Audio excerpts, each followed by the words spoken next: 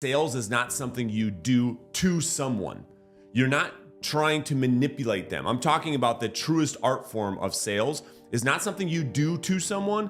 It's something you do for someone, for their benefit. Well, what do I mean by for? Here's what I wrote down. I said, when I mean for someone, for their benefit, number one is to help the prospect to get clear on what they want.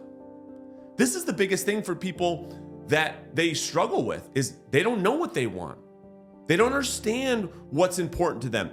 A great salesperson can ask great Socratic style questions to help the prospect discover for themselves what they find important.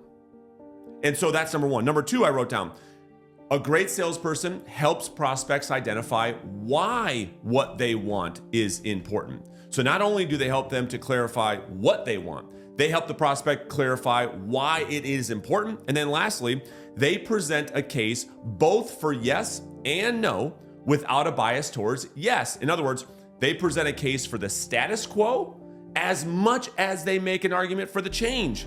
See, bad salespeople, the reason why people think salespeople are evil is because historically, salespeople have been made out to get people to buy things that they don't want against their own will.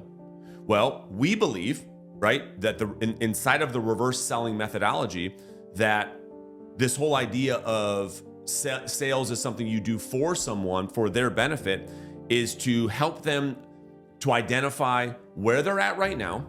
This is the status quo and what they may want to do. We call that change, and we make the case for both. We help the prospect make the case in our world of real estate sales.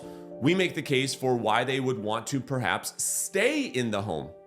As much as we make the argument for, and not even the argument, we present evidence for why they may want to move. And then we help the prospect discover again for themselves what they believe is in their best interest without us having a bias towards the change.